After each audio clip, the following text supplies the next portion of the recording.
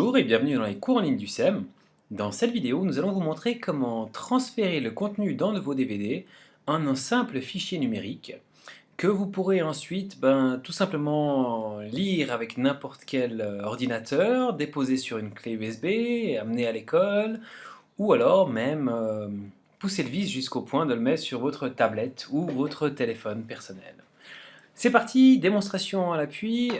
Ici on est donc sous Mac et on va utiliser un logiciel qui nous permet de faire les manipulations suivantes que vous trouvez donc comment télécharger ce logiciel dans les descriptions ci-dessous. Une fois le logiciel ouvert, on va aller sur la partie supérieure et cliquer sur DVD, chargement de disque de DVD. On a au préalable inséré un disque dans notre ordinateur. Ici normalement il le reconnaît automatiquement. Ou alors, des fois, on peut encore lui dire, voilà, lui dire où se trouvent les disques. On dit OK.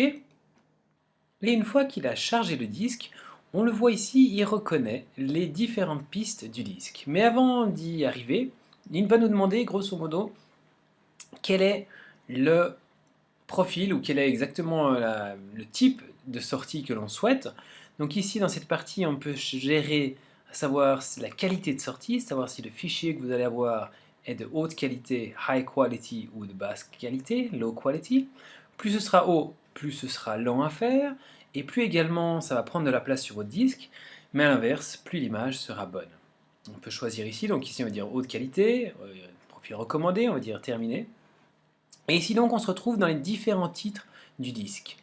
En gros, à quoi correspondent ces titres? Vous savez que sur un DVD, vous avez souvent non seulement le film, mais en plus vous avez des fois des bandes annonces, vous avez les commentaires du réalisateur et toutes sortes de choses, les bonus. Donc ici on va chercher directement le film. Comment est-ce qu'on le reconnaît? C'est tout simplement celui qui habituellement est sélectionné par défaut, celui-là en bleu, et qui a une durée qui correspond à une durée de film, 1h32. On voit les autres, c'est des petites durées, donc c'est principalement des bandes annonces. On sélectionne, il est sélectionné, on peut tous les sélectionner si on le souhaite. On voit à côté la qualité du film, le type de sortie, et on voit enfin dans cette partie-là la langue que l'on peut changer. Ici, en l'occurrence, s'il y avait plusieurs langues dans le DVD, on pourrait choisir la langue que l'on souhaite. Donc les langues apparaîtraient toutes ici. Et on peut faire de même avec les sous-titres. Ici, il y a un seul sous-titre disponible, qui est l'anglais, que l'on peut sélectionner. Donc mon DVD va sortir en anglais, sous-titré anglais, que j'aurais pu choisir autrement si mon DVD à la base le permettait. A noter ici qu'une fois que vous avez fait cette manipulation, quand vous allez lire votre fichier sur votre ordinateur, une fois que toutes ces manipulations auront été faites, il ne sera plus possible de changer la langue et les sous-titres, à moins de reprendre le processus à zéro et de recréer un nouveau fichier avec vos différentes langues. Je peux également aller dans la partie édition, pour aller un petit peu plus loin de ce côté-là. Donc je vais appuyer sur Edit. Dans une première partie, j'ai donc mes sous-titres. Je peux revoir ici les sous-titres, les sélectionner. Et puis, juste à côté, dans la partie coupage, je peux couper mon film, c'est-à-dire que j'ai la possibilité de choisir une séquence. Et donc, plutôt que de prendre l'entièreté de mon film, je peux choisir juste la petite séquence qui se trouve au milieu et que je souhaite montrer ou avoir à disposition, ce qui simplifie peut-être ici aussi au niveau de la taille qui va en sortir. Donc, je vais partir dans la partie activer le coupage. Vous voyez qu'en dessous, j'ai deux triangles qui apparaissent.